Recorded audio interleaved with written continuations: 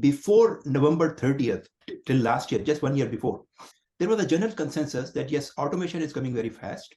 Automation would impact a lot of jobs, millions and millions of jobs, and millions have already been impacted before. So this is a continuing trend.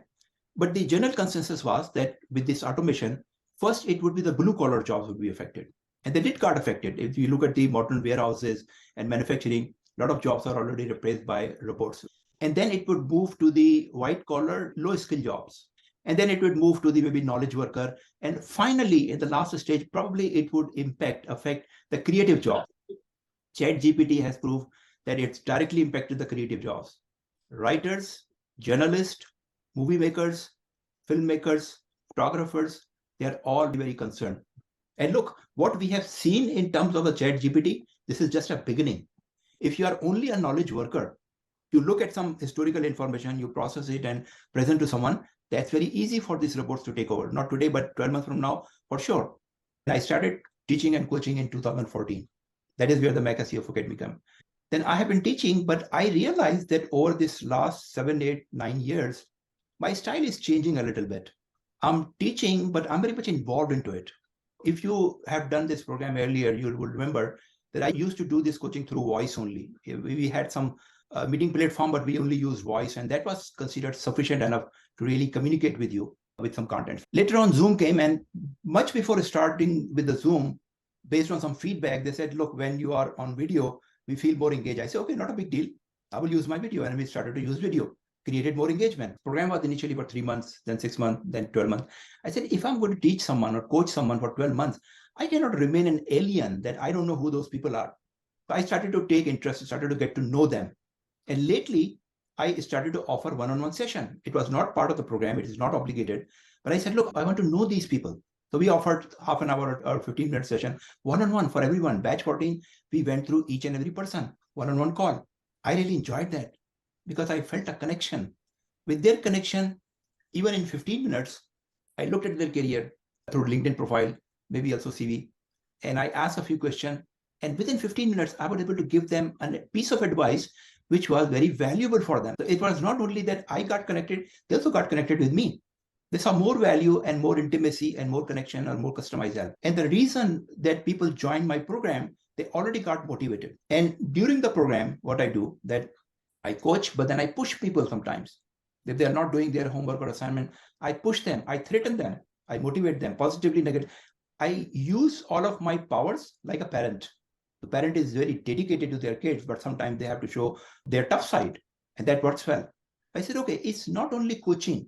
I've already transformed my coaching into a unique proposition, which is valuable to my students. I said, okay, I need to focus on these things which cannot be done by a robot, which means the way I motivate, maybe my style is natural, which works with many people. The way I connect on a personal level with the people, these are the things, these are my personal human values. If I focus on these values for future, then I would be able to survive or safeguard my job going forward, right? Every one of you can do this. Look back at your job and see what are the human qualities, non-imitable, which cannot be done by robots, and see if there is value in it. Your customers, your bosses, your people around you really value. Maybe your CEO loves you because the way you make a presentation, the way you analyze your financial results, nobody else could do it. You already have a very specific value proposition. Work on it, develop it further, because that's the value which will safeguard your future. So we have been talking about these human skills and machine skills for a while, but I think now it's becoming really very clear that what are the real human skills which even with sophisticated technology cannot be taken over.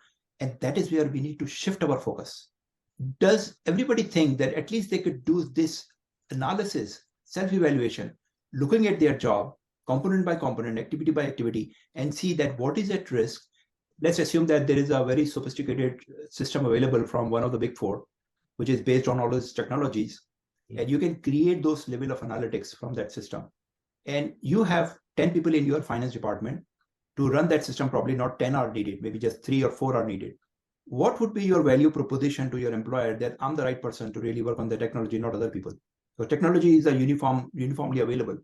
Those professionals out of 10 who have a better relationship with other people, who have a better communication with other people, who other people really like them, and other people think that they are the better people to work together, they would have an advantage. So we cannot control the technology. Technology is coming on its own. Soon every resourceful organization would have the sophisticated system. How do we make our survival ensured as a professional is these human skills. And communication, you have gone through it. It's a conventional, traditional model where we say that, look, it's your content, the word you speak, that's one component of the communication. Then your voice with tone and with fluctuations, energy, that's another component. Your body language is the third component, right? That is what we used to teach. And then with this thought, we are trying to develop how to make yourself more competitive. I said, there are other things you can do, not only your body language and your voice tone and your contents. What about if you talk to someone, your recipient is someone you already have a relationship, right? They will have a better level of understanding rather than talking to a stranger. If you talk to someone who you already know, they already know, your quality of communication would be better. Absolutely. At your work, you don't need to develop a relationship with each and everyone, but can you identify 20 people who are the key in your workplace and invest your time to develop the relationship? Because if these are the people you will be working together, it would be a lot more easier for you to convince them, create influence. What about your personal brand? If someone already respect you, already know that you're very knowledgeable, it's easier to communicate, right? Yep. So simply by doing those two things proactively, your personal brand and your relationship, you would enhance the quality of communication in future substantially. So your communication model expands from your contents, your body language, your voice quality, as well as your personal brand and your relationship. That's the model we need to run. This is our value proposition. Our value proposition is not running a sophisticated AI model because anybody could run that. Our value proposition is my relationship, is my personal brand, is my influence of other people. In a artificial intelligence era where the sophisticated models are available, you are assessed with unique characteristics if you have high level of strategic thinking, better than other people, if you have better communication, if you could coach other people better, if you could mentor other people better, if you could influence other people, if you could convince them with ideas, if you have empathy to work with other people, the other people feel comfortable to work with you. You have collaboration, you can easily do that. You are good at problem solving. Your creativity levels are very high. So all these things are part of your leadership skills. Ultimately, you should have a set of skills which is intrinsic to you. It is intrinsic, it is not transferable. If you are seen as someone with a very good level of communication, it's you. All those skills would be associated individually with your personality. You are good at communication, your intrinsic value. It goes with you. You don't need a certificate to prove other people.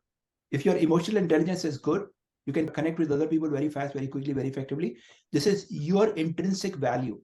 So once you identify all of your leadership skills, which you think are really your future assets, that should fit in a model of your intrinsic values.